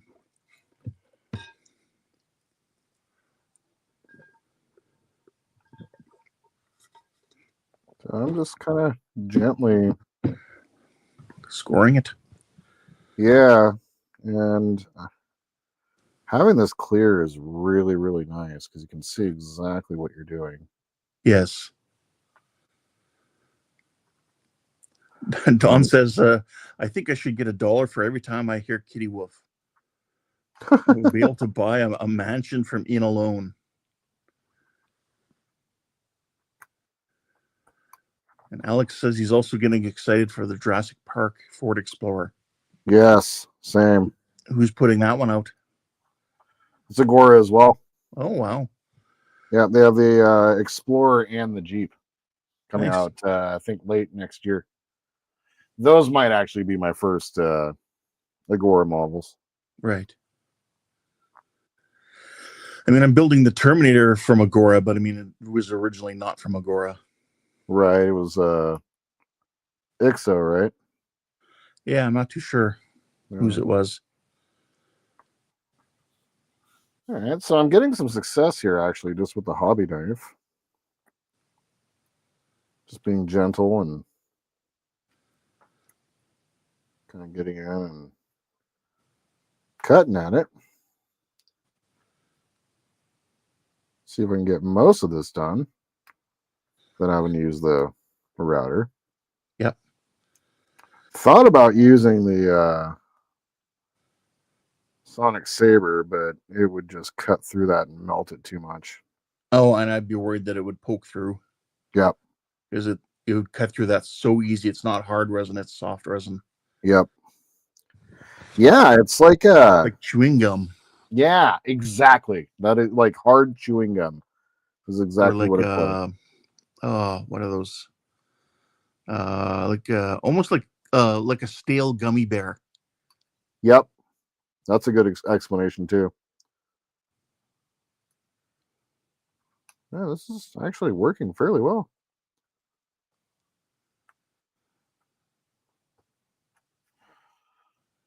As you guys can see here, along the side, you can see my cut line. Yeah, you can see how deep it goes. Yep. And it goes all the way up near the top, but not all the way. Yep. And you'll notice now, if you were to have that red light in place, you'd notice even having that cut in there kills some of the light. Makes it less transferable. Oh, yeah, it does. I don't know if you guys can catch that, but it definitely does.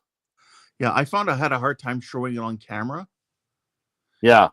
No, that really does, though. You're 100% you correct. You still could see the effect on camera, but not as good as you can see it in person. Right. All right. So there's the first attempt to get that squeezed in. Not quite. So I can get a little more material out.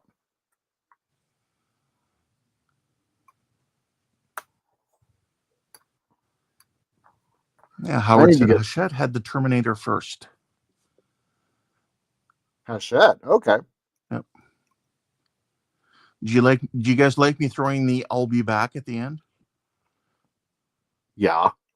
I got the clip from Arnold saying it at the police station, and I just play it. I always throw it in at the end.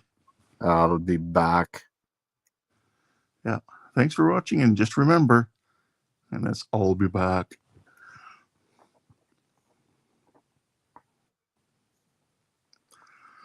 Alex asking, so Ken, Jordan, what kind of primer do you guys use when light blocking a kit? I use for light blocking. I use the matte black from War Painter, your air primer. Just so this is a pretty good good. black paint will do. Yeah, anything that goes down thick, like just. Yep. A secondary coat on top of that, if you need, would be metallic. Yeah. Because the metallic flakes in metallic paints are so thick, it does a great job at light blocking. Yep. Another thing too you can do is like honestly employing the aluminum tape too. You can just coat the entire model with aluminum tape on the inside. You'd be good. Yeah, true enough. Let's see here. Andrew says I use Rust-Oleum primers for that. Yeah. But you're also doing a much bigger model than we are. But you also used Rust-Oleum primer, didn't you? I used it on the outside. Yep. Yeah, correct. On the outside. Yep. So yeah, I prefer to use like the War Painter, like just it's what I can get through my airbrush and it cleans easy. So like whatever works for you, just black and in there. Yeah, yeah. How am I liking that build, Howard? Yeah, no, it's great. I'm really enjoying doing the Terminator, especially after step 40, because that's where you kind of have the upper part of the torso, the head, and the right arm all connected.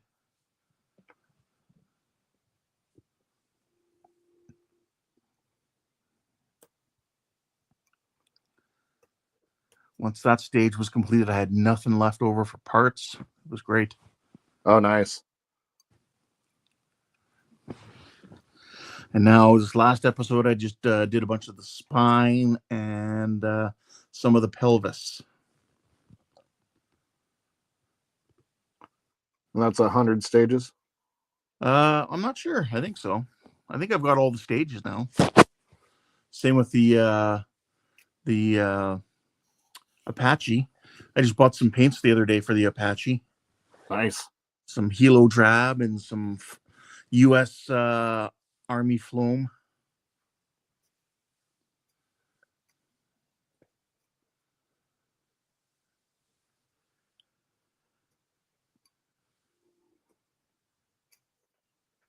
Oh, Andrew says even on the smaller ones. So sounds like he uses the Rust-Oleum for even the smaller ones. Nice. But you're more experienced at that than we are, Andrew. Yeah. So I would suggest, Alec, you listen to Andrew. Yes. He's got more experience than we do. Donnie says I use Apple Barrel craft paint black for light blocking because it's cheap. True. Yeah. Yeah, as long as you get a good, decent coat on, it doesn't really matter. Yeah. Black will do the job. Some people, like I said, will use like a metallic on the inside as well, as it's good for light blocking, but it's also good for reflecting light around. But then again, so is white. Yeah. But it reflects it with a different warmth or whatever, I think, is my understanding. Yeah. If I would have, if there weren't light boxes, like if we weren't using these light boxes that that Will created, the inside of this would have been painted white after the light blocking. Oh yeah, no, mine too. But not necessary with the light boxes. I just put a little bit of aluminum tape underneath the light boxes, and it wound up working out just great.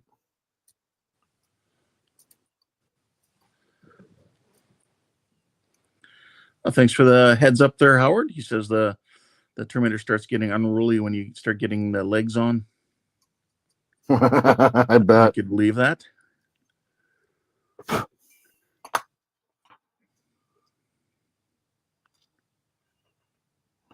Almost.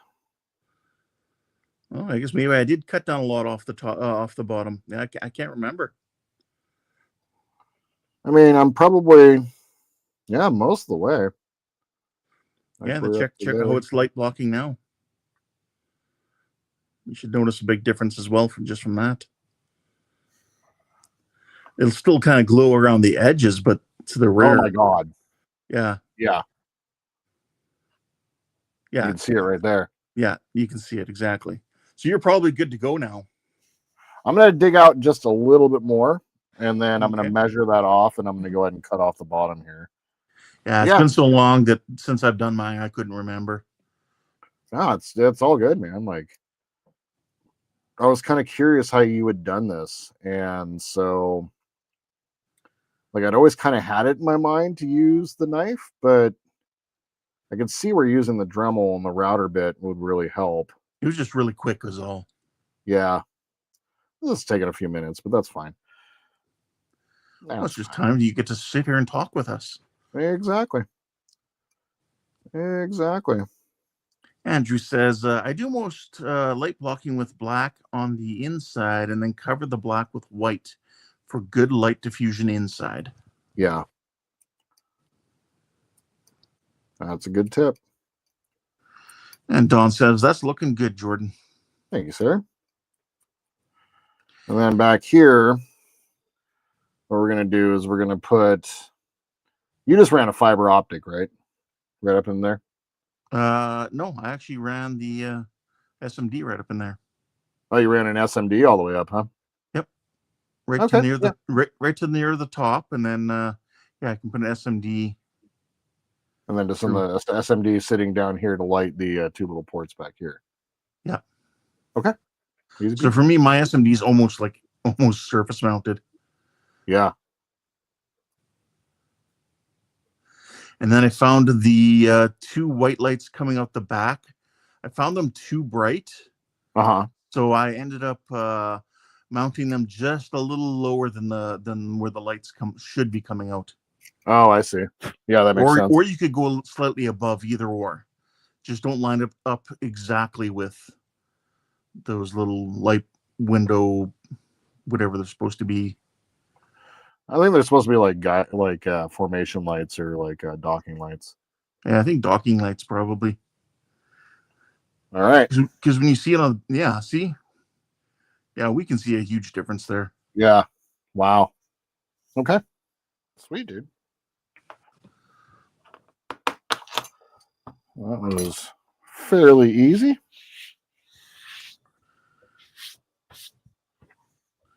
Oh, God. Don says, so what Ken is really saying is that he is way ahead of you, Jordan. Way ahead. So I've released like 22 episodes. Ken's on 40. So, yeah. I was keeping pace for a while, but then I stopped keeping pace. Like, it was just... But see, for me, a lot of my videos, like, I love spending time showing what I'm doing and how I do it, like everything. Yeah. So someone could follow along and do the same thing I'm doing. Me, I'm kind of half doing it, and like it's kind of half instructional, like just a little bit. Yeah. Ian says Todd went to bed. Oh, wow. And he says, I had way too much caffeine at Wayne's tonight. Did you guys have dinner with Wayne and Esther?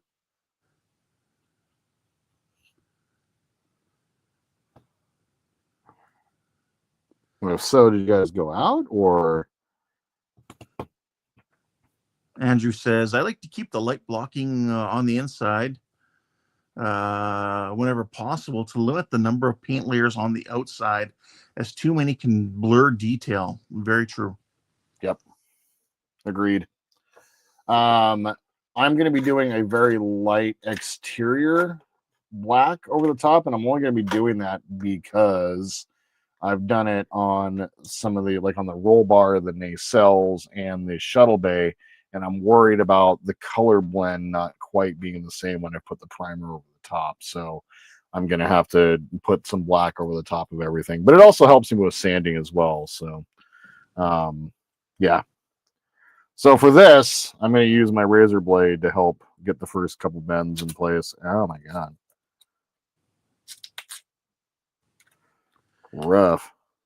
Alex asking Jordan if you know, he wants to know if something's going on with the army painter.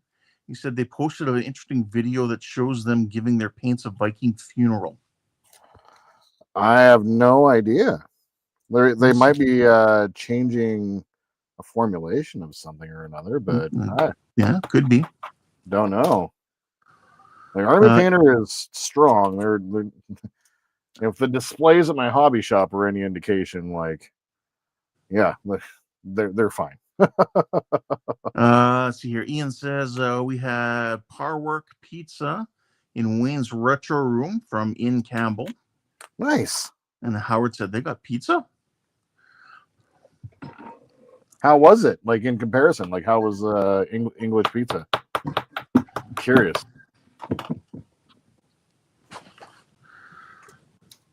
Yeah, I've heard a few people say that at some restaurants the pizza there is terrible. Yeah, no, I'm kind of curious. There's got to be good places too. Yeah, like the food in England is not like super bland, but it's a mayo is spicy kind of place, you know. He says it was Domino's. Oh, did it taste like Domino's?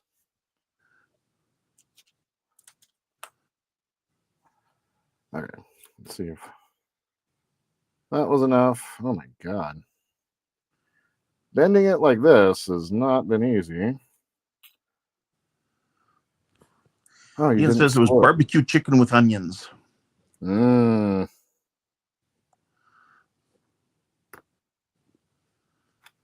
We have a pizza at work called the Texas Leaguer, and it has barbecue chicken, onions, and we draw a grill on the pizza with barbecue sauce. Yep. And then it's topped with cilantro afterwards. Ian says Todd picked off the onions. Of course he did. Todd's not an onion guy. Yep. Onions and mushrooms. No for Todd.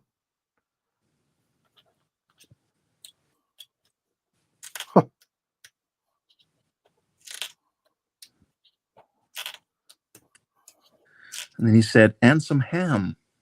Oh, yeah. That's a good call. And what'd you use to secure this in place? Did you just like epoxy or UV resin or? I believe just CA glue. CA? Okay.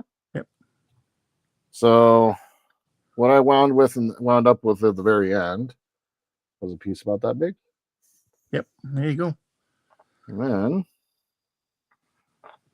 the slot's right in place. Yeah, and then you have some super thin CA glue? I do. Yep. I think. Be careful not to put too much in there because I had some run around to the other side on the outside, and then yeah, that was a bit of a mess.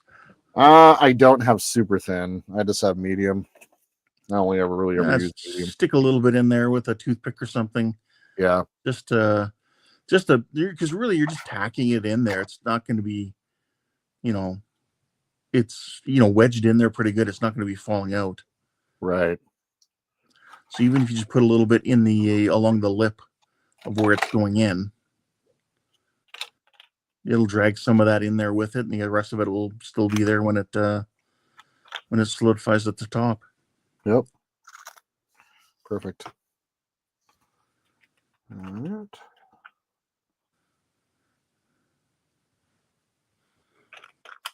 Nice. Nice and easy. Yep. Thank you, sir. Yeah, that photo etch makes a huge difference for light blocking. It's amazing how much light blocking that does. Like, holy crazy! Yeah, I was surprised myself too when I saw that. Okay.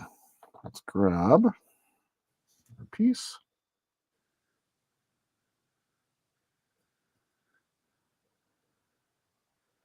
And slot it in.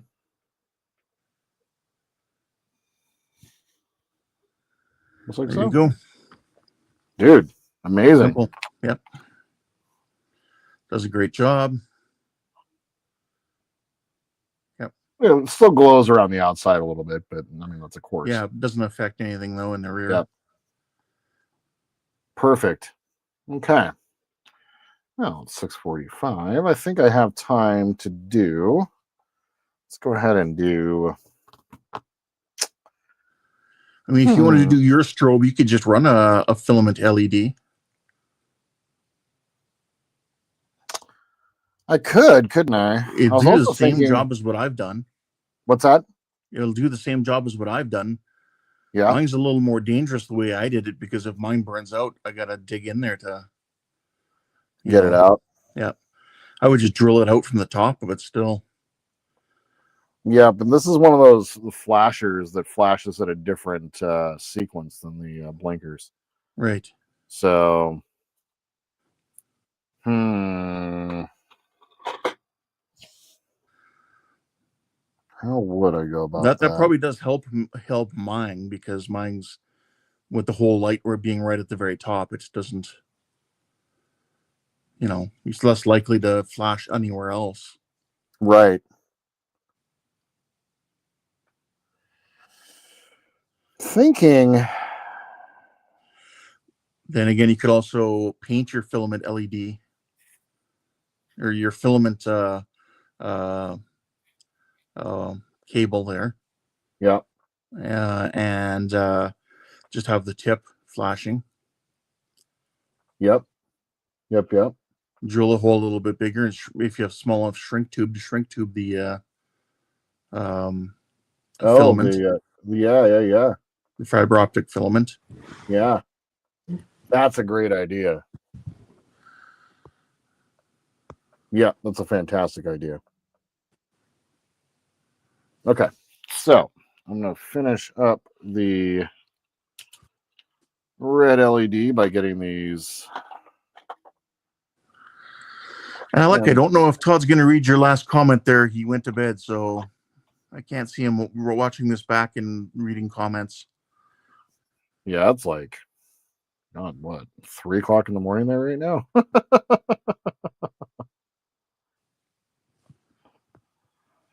Well, let's drop a couple of our shrink tubes on here. There's a 1 and a 2 millimeter for this. I always use a 2 millimeter shrink tube for my resistors.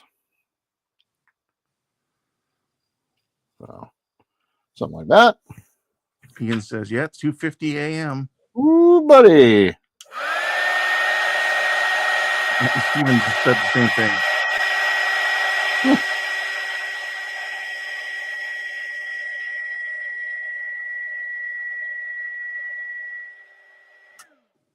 Sorry about that. Always a little loud. All right, those are taken care of. Let's take care of the flasher real quick, and then I'll just create another white SMD tomorrow. And then Ken, tomorrow afternoon, sometime in the middle of the afternoon, I'll hit you up. Sure. For our recording for the week. Got a little bit more things to do. Okay, let's grab a white 0805. Finding that I don't need to go super crazy small on these. So my question is, how many spots do we have on our Arduino boards for effects? I believe there are 20 pins. And the beauty is you can connect multiple Arduinos together. Oh, okay. So I'm thinking like, okay, for each thing we have or whatever, like some of them will be like a whole bunch of lights together, not an issue. But when it comes to like, okay, we'll need 4 for the 4 torpedoes. Right. You know. Yeah. So let's go ahead and take a look at the nano board real fast.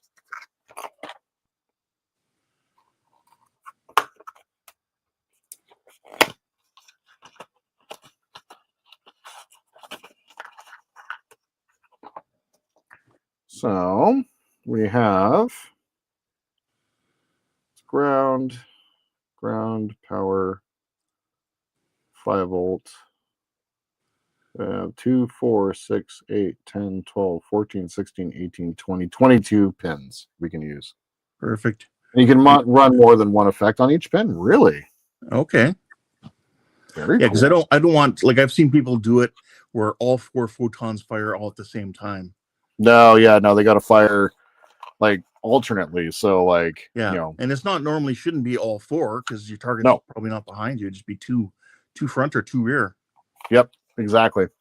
I mean, I wouldn't care if they cycled all 4, like whatever, Right. but as long as they're not all firing at once. Yeah, but it can be totally random too, actually. Yeah. Which would be kind of cool. And then we just link it so that every time a torpedo is fired, it makes the sound effect. Yep. Well, I thought about doing one more, and now I'm just like, I'm good. Yeah, I think the next effects you got going on are probably drilling in the 2 little lights at the rear there for the docking ring area. So, and like I said, I did both with lights directly behind there. Didn't like it, so I moved them so that they were slightly below. But I think slightly above would work too. Yeah. And maybe even project more onto the bottom of the ship or the top of the hull of the ship, which is what lights up the little Enterprise at the back of the ship, on the back of the saucer behind the bridge. Right. You're exactly right. All right. Well, awesome. Yeah. No, you just got to get the few more LEDs taken care of, and I'm ready to do all that. And then it's just a matter of getting what is it, the lower sensor dome as well taken care of. So I got to get all those taken care of. So yep. Andrew says, sorry, more than one effect on each pin if you're using addressable LEDs. Yes. See, we're not. Yes. So for the next build, so like when I'm done, it is time to eat. When the next build comes up, so after the buddy build with Ken, we do have another buddy build planned, but that one's not going to be nearly as intense as this one. So we'll talk more about that as we get a little bit closer, but the next starship that I build, there's plans for 2. Like after the runabout is done, we're going to bring on the JJ prize. We're going to go ahead and do that and engineer it all together on stream. I want to work on the opposite spinning Bussard collectors and stuff like that. So stream build is going, once the runabout's done, is going to be the JJ prize, and I'm going to dedicate some time to that. Also planning on, hey, what's up, man? Popping in right here at the very end. Love it. And then of course I'm going to be picking up the Lego Enterprise D. So that's probably going to be my Lego build that will kind of. Matthew's just coming in. Fantastic. Welcome, Matthew. 2 p.m. down under. Hello. Welcome. Good afternoon tomorrow. Andrew, I still have your JJ prize kit here to mail to you. I did remember I picked one up for you. What's that? I picked up a JJ prize for Andrew. That's right. Yeah. I just have to, get it mailed out to him. That's so cool. Yeah. No. And then after this is done, I'm going to be doing I'm going to build Voyager. So I do have the 420 scale. Is it 420 scale? Yeah, it is 420 scale Voyager. So I have that one. And that one is going to be done with the inner light set. I'm going to be picking that up, and I want to try to use that, and I want to test the motor functions on it as well, because I want the nacelles. Well, we need to talk about that soon. Like, we're coming towards the end of the year. I know you guys just started a build on Woody Wednesdays, and so like maybe let you guys finish that or whatever. But it's time for Grissom. But it is definitely time for another big group build. So I got some starships coming up, less Star Wars models and a few more Star Trek. But with the Voyager, I do want to have the nacelles be able to motorize up and down. And I've seen a couple of 3D prints out there where they actually have the landing gear for Voyager, so it actually will sit on its feet. And I think that would be really, really, really cool. So that's kind of the plan. It's going to be a long-term build, but that one's I'm really interested in getting into the inner light setup. 420 scale Voyager. I can't wait for the puns. Same. That was another Wonderfest pickup as well. So, yeah. Grissom, this is Jordan calling. Start the build, please. Buck is saying the Istanbul tram and diorama will probably run about 4 to 5 more months. So, maybe at the end of that we do Grissom. Although I think we can look at doing a group build on a different day as well, so we can keep Woody Wednesday going as well. So yeah, Grissom, it's time. It's almost time for the Grissom. So bunch of Starfleet ships coming up, and I'm really looking forward to that. The JJ Prize, I'm really looking forward to that build. It's just a lot of blue LEDs, so that's going to be fairly simple. But I'm really looking forward to using inner light. I do have Andy's contact information. Yeah, maybe by that time you can join in. Exactly. So yeah, I mean, once again, we have so many groups that group builds and stuff like that we can do.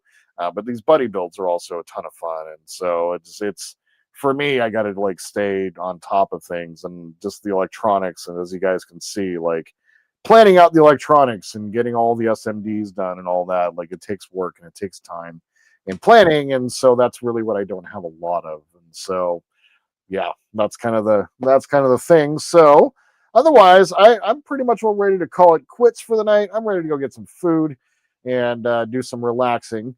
For tomorrow, the next episode of the it's either going to be the Enterprise or the Millennium Falcon. It should be the Millennium Falcon, but I believe that video is going to take a lot of editing as it's the painting where I paint outside, and I got to get together video from my phone and all that stuff. So it's kind of we'll see if I get up early enough in the morning and actually try to make it work. And then I should be on stream this weekend with HTM, or we'll see. Who knows? Could wind up out there with the boys. So we'll see. Nice, guys. It was fun, except for LOL. He says, Buck is he said editing. I know. And I make my editing even worse nowadays because I'm adding fancy little outros and stuff and music and all the rest. It's kind of crazy. So otherwise, that's what I got. What's that? I enjoy my editing. Yeah, you know what? It's fun. I don't mind it. It's just when it takes hours, it's just ugh. I just ugh. And that's what I fear the Falcon's going to be. The Enterprise is also a heavy, it's a heavy episode. It took me 2 hours to record the entire pack. And so it's going to be a ton of editing because there was a lot of me swearing and doing stuff to that model. And so, yeah, it's likely going to be the swearing and doing stuff to that model. We will see.